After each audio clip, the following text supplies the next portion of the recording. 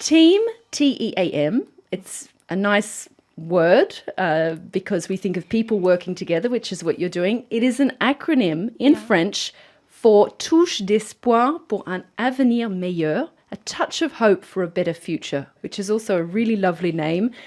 Maybe we can begin with your objectives. What are Team's objectives exactly? Well, thank you once again for having this association on air. It's a great opportunity for us to talk about the team on this radio, so that we were able to touch another target, because we've been mainly working with francophones. So this is like a setup to start touching another target. So concerning our objective, the main objective of the association, as you said, it's a humanitarian association, and its objective is to promote education. And how do we promote education? We promote it by supporting the needy kids in Africa, and the support consists in improving their learning and living conditions. So this is what we've been doing since 2007. And what can you tell us about the projects that you've worked on so far? Because you've had several schools, many schools that you've helped. What are a couple of examples that you could give us of success stories where the money that you've raised has gone to help concrete projects? Okay, thank you so much. Regarding the successful project we have realized, I will first say that every year we complete our project 100%. So our projects are always completely realized. I will take the examples of last year campaign. Last year we intervened in 3 countries: in Benin, in Ivory Coast, and in Cameroon. So in Benin we provide waters to students in the village called Damne l'Econom. It is also a particularity of the T.E.A.M organization to intervene in the country far in the suburb, in the village, where accessibility is not that easy for other organizations. So we can touch people really in need of our help.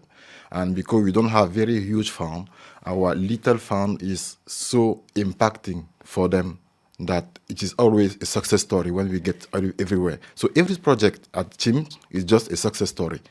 Because when we get there for inauguration, we just see people crying. You know, when you get to a village where people can drink water, we provide water to schools, but the village also come to school to get water.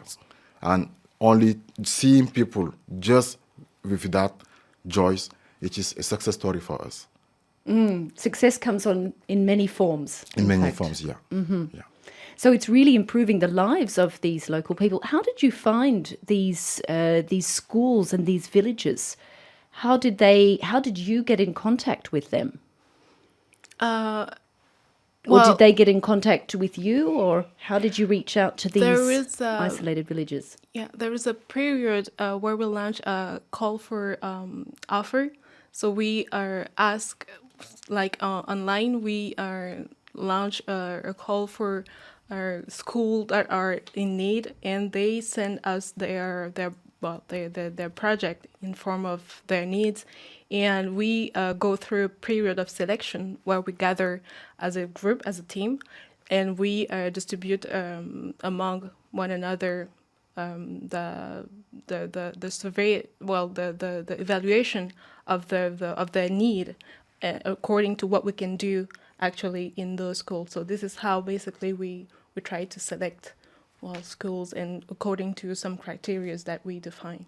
And then you're using online platforms to raise money, is that right? Through crowdfunding is one of the ways that you raise money? Yeah. Actually, the crowdfunding is the main means to get money to fund our projects. But we also organize some events. For example, we organize every year a football competition in Côte. So people can come, people who love football can register their team, they pay a lump sum for the team, and the result, what we get, the benefit is just pouring into the project. That is one another, and also we also have donations from company. Last year, for example, Total donate for, I think it was 2,500 euro. Yeah, it Yeah. was, yeah, if I remember. In donation. So we apply also for company foundation, because many companies have foundation that can support such projects. So it's a mix of different sources of money, which each year you reassess your projects. And this year, for example, you're hoping to collect 18,000 euros, I believe, Yeah, on your new around. platform, Yeah. approximately, Yeah, which approximately. is going to be launched next week, 25th of April. Yeah. And you've got very specific goals for this money. Yeah, we have very specific goals. If to be in fact specific, I can show you some figures regarding this year campaign. We are targeting.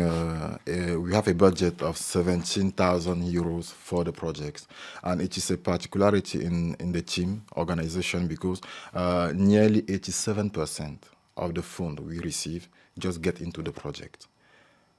So there's very little running costs. Yeah, very little running cost. Our running cost is from the volunteers.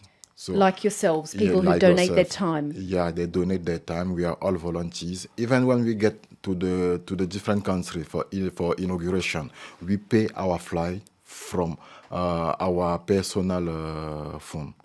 So we don't use donations to pay our flight for the inauguration. So the running cost is very low. So this year we are investing 14,500 euro just in the project. And because in the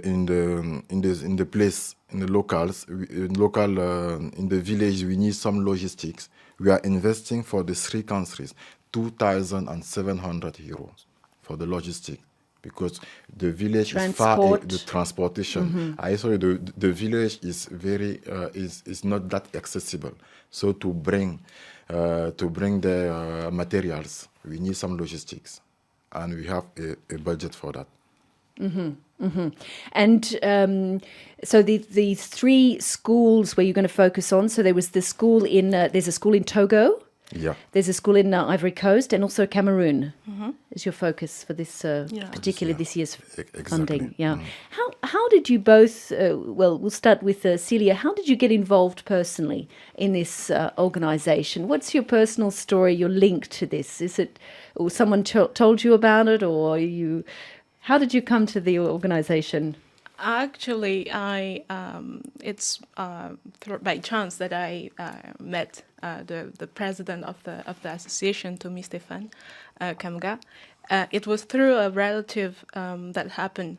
I was working with my family in Paris Street, and we bumped into him, and this is how he started to talk about his the association, and he gave his the team's card, and in a different context, in the framework of I was working on a different project. I went to the association, and this is where when I saw them, when I realized what they were doing, that I decided, okay, I want to do something I'm going to engage in. I'm going to commit myself, give some of my time to give joy to those kids. Majirus, how did you find out about T.E.A.M? Okay. One of my friends told me about T.E.A.M. Explained he was already a volunteer with the T.E.A.M organization, and he started talking me about the organization. And when he was talking, I was seeing my childhood. Yeah, because I grew up, I started learning in the small village, and In which country? in Cameroon. In Cameroon, I yeah. was in Cameroon, a small village which didn't have water, we didn't have sanitary in the schools, so, and we didn't even think about it. It was just normal for us that we don't have water and sanitary, and we were like 100 students in one classroom, and it was perfect for us. We had a classroom, but later when I discovered that it was not that normal, and when my friends told me about this, I say, well, I've grew up with this. If I can give to others so they can have better condition than the one I had myself. It will be great.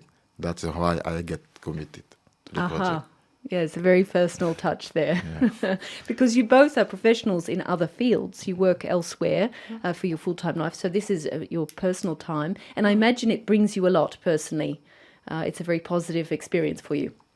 Yeah, definitely. As far as I'm concerned, since I'm Christian too, I believe that the more you give, the more you receive. And going from that, I think that each single time that we have every project realized, and we know that we are going to bring joy to those kids, this is where I take my personal satisfaction. And what are the challenges that you face? What are the difficulties? Besides just trying to raise money, are there other difficulties that the organization faces?